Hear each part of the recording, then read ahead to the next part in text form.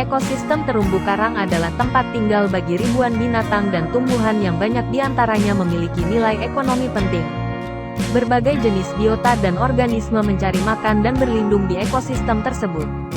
Hampir semua penduduk yang bermukim di sekitar kawasan pesisir dunia bergantung sepenuhnya pada ekosistem terumbu karang sebagai sumber pencaharian.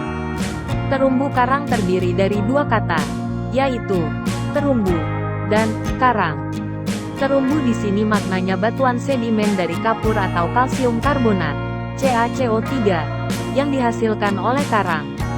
Sedangkan yang dimaksud karang adalah koral atau sekelompok hewan dari ordo Scleractinia yang menghasilkan kapur. Terumbu karang termasuk dalam jenis Phylumnidaria kelas Anthozoa yang memiliki tentakel.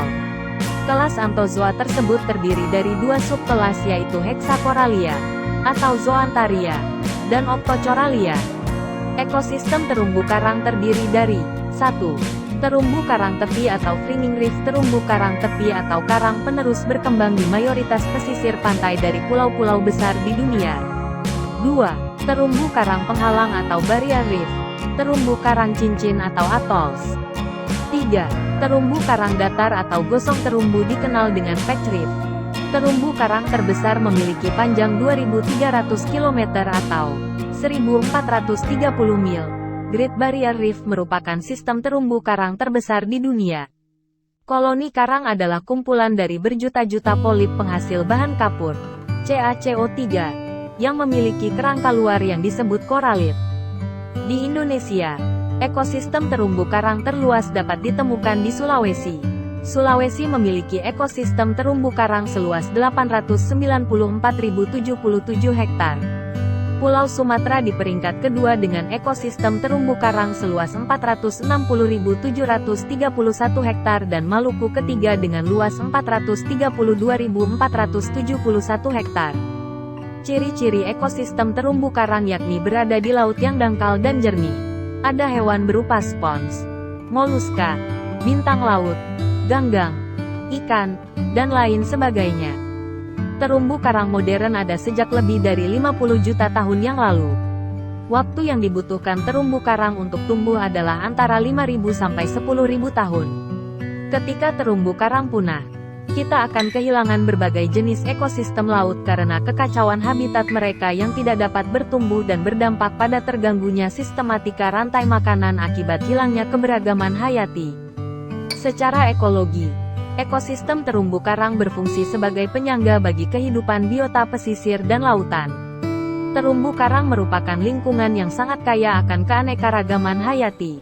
Selain itu juga sebagai pelindung pantai dari abrasi akibat terpaan arus, angin, dan gelombang.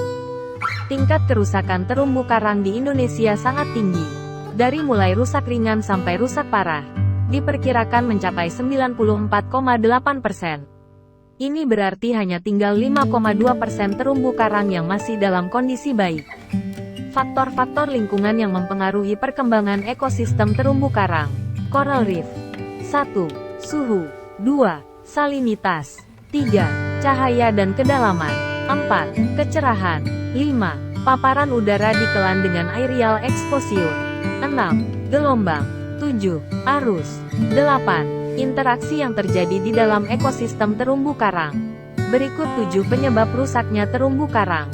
1. Pengambilan terumbu karang secara ilegal. Keindahan terumbu karang memang dapat menarik minat para wisatawan untuk melihatnya.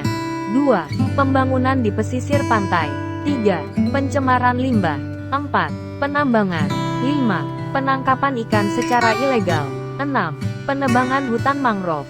7. Pestisida. Konsep pembangunan berkelanjutan dengan pelestarian terumbu karang dapat berupa pengenalan karang dan terumbu karang sejak dini, mensosialisasikan fungsi dan manfaat dari terumbu karang kepada masyarakat terutama anak dan pelajar, menjaga kebersihan laut dan pesisir pantai dari sampah. Transplantasi terumbu karang merupakan salah satu upaya rehabilitasi terumbu karang yang semakin terdegradasi melalui pencangkokan atau pemotongan karang hidup yang selanjutnya ditanam di tempat lain yang mengalami kerusakan atau menciptakan habitat baru.